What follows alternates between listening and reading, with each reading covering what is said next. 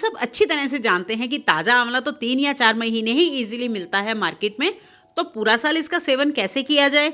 तो आज मैं आपके लिए लेकर आई हूँ पूरा साल खाई जाने वाली आंवले की बहुत ही बढ़िया मसालेदार मीठी चटपटी चटनी, जिसे हम आंवले का छुंदा भी कहते हैं। इसे आप आंवले के सीजन में बनाइए और पूरा साल एंजॉय कीजिए। वेज जायका में आप सबका स्वागत है। तो चलिए चटनी बनाना शुरू करते हैं।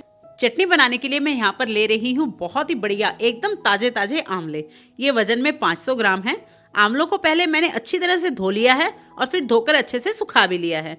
और अब हमें इसे कद्दूकस करना है, जिसके लिए मैं यहाँ पर नॉर्मल वाला कद्दूकस ले रही हूँ। ना तो ये ज़्यादा मोटा है और ना ही बारीक वाला। आंवला विटामिन सी से भरा हुआ अमृत फल है जो नेचर ने हमें दिया है, तो हमें किसी ना किसी तरह इसका सेवन जरूर करना चाहिए, इसे जरूर खाना चाहिए। आंवले को अगर हल्का सा नमक लगाकर खाएं ना कच्चा ही, तो ये बहुत ही हेल्दी होता है। पर क्या होता है ना कि रोज रोज कच्चा आंवला खाया नहीं जाता, तो हम इसकी तरह तरह की बढ़िया बढ़िया डिशेस बनाकर खा सकते हैं, जैसे आंवले का अचार, मुरब्बा, चटनी, लौंजी। और इन सब डिशेस की रेसिपी मैंने अपने चैनल वेज जायका पर अपलोड की हुई है। आप उन्हें ज़रूर वॉच कीजिए, आपको बहुत ही पसंद आएंगी। और आज मैं बना रही हूँ एकदम नए तरीके से बनने वाली आंवले की एकदम चटपटी मज़ेदार चटनी। और अब यहाँ पर देखिए, चटनी बनाने के लिए मैंने सारे के सारे आंवले कद्दूकस कर लिए हैं और इनकी गुठलियाँ जो है उन्हें अलग कर दिया है। अब हमें इसे पकाना है। पकाने के लिए एक कढ़ाई में आधा टीस्पून घी डालकर गरम कर लेना है और फिर घी के गरम होते ही इसमें एक दालचीनी का छोटा सा टुकड़ा डाल देना है। मैंने इसके 2 पीसेस कर लिए हैं, साबुत भी डाल सकते हैं। और साथ में ही ऐड करेंगे 1 या 2 ग्रीन इलायची। मैंने इसमें साबुत इलायची ऐड की है, आप इलायची पाउडर भी यूज़ कर सकते हैं। तो इसमें इलायची पाउडर का इस्तेमाल कीजिए जब इसमें मसाले मिलाने हैं ना, तब। अब मैंने इसमें 1 टीस्पून छोटा छोटा कटा हुआ अदरक भी ऐड किया है।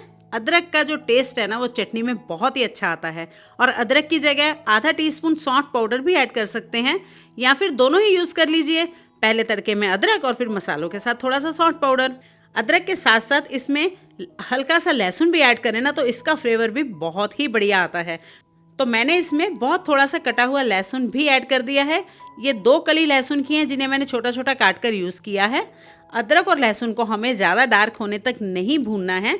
जब ये अदरक लहसुन हल्के से फ्राई हो जाए ना, तब इसमें ये ग्रेट किए हुए आंवले ऐड कर देंगे।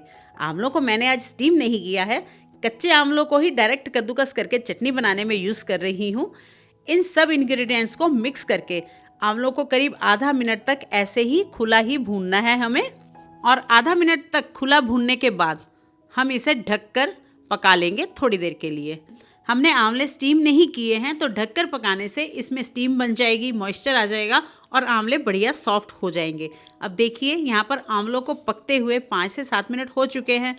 तो अब आप देख सकते हैं आंवले पककर पहले से थोड़े से कम भी हो गए हैं और इनका कलर भी चेंज हो गया है हल्का सा। तो यहाँ पर हम पहले गैस की फ्लेम को सिम कर लेंगे और फिर इसमें ऐड करेंगे ये 400 ग्राम गुड़। गुड़ को ऐड करने से पहले छोटा छोटा कर लेना है ताकि आसानी से मेल्ट हो जाए। और गुड़ की जगह आप चीनी का इस्तेमाल भी कर सकते हैं, बस कलर में थोड़ा सा डिफरेंस आएगा। गुड़ जो है ना, चीनी से ज़्यादा हेल्दी होता है, क्योंकि गुड़ में आयरन, पोटेशियम और कई विटामिन्स होते हैं। और आंवले के गुण तो हम सब अच्छी तरह से जानते ही हैं। आंवला एक बहुत ही बढ़िया इम्यूनिटी बूस्टर है। तो गुड़ और आंवला मिलाकर ये चटनी बहुत ही हेल्दी बनने वाली है। और हाँ, अगर आप चीनी और गुड़ दोनों ही यूज़ नहीं करना चाहते, तो इसमें मिश्री को पीसकर पाउडर बनाकर यूज़ कर लीजिए, मिश्री का पाउडर। धीरे धीरे गुड़ मेल्ट होना शुरू हो गया है अब। और जब तक ये पूरी तरह से मेल्ट नहीं हो जाता ना, तब तक हमें इसे लगातार चलाते रहना है और सिम फ्लेम पर ही पकाना है। अगर चलाना छोड़ देंगे तो गुड़ बर्तन में नीचे चिपक सकता है। और अब थोड़ी देर पकाने के बाद देखिए, गुड़ जो है वो पूरी तरह से घुल चुका है। तो अब हम इसमें ऐड करेंगे आधा टीस्पून हल्दी पाउडर। इससे कलर बहुत अच्छा बनेगा। और हल्दी पाउडर डालने के बाद इसे 1 मिनट तक पकाएंगे। इसके साथ साथ ही हल्दी भी पक जाएगी और हल्दी का कच्चा सा टेस्ट है जो चटनी में नहीं आएगा।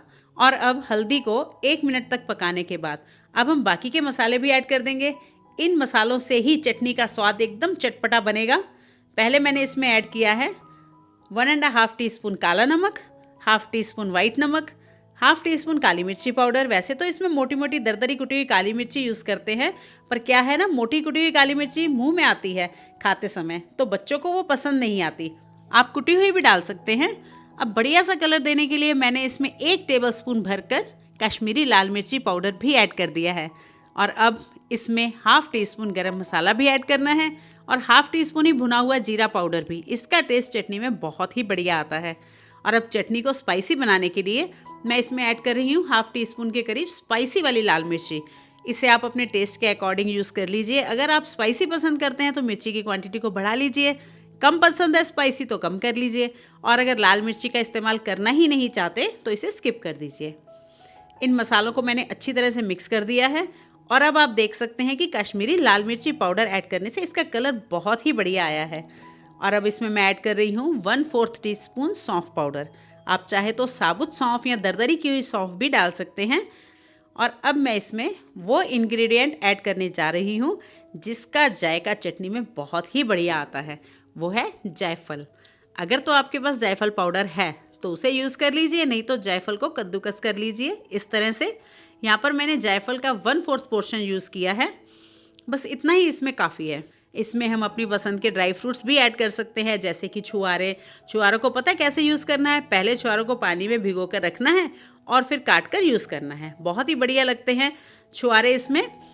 बस अब यहाँ पर गैस की फ्लेम को बंद कर देंगे। आंवले का स्वाद खट्टा होने के साथ साथ थोड़ा सा कसैला भी होता है, तो इस कसैले से टेस्ट को बैलेंस करने के लिए हम इसमें ऐड करेंगे नींबू का रस। इसमें मैं 1 नींबू निचोड़ रही हूँ, इससे चटनी का टेस्ट और भी बढ़िया हो जाएगा। और अब मैं आपको चटनी की कंसिस्टेंसी दिखाती हूँ। देखिए इसकी कंसिस्टेंसी जो है एकदम परफेक्ट है।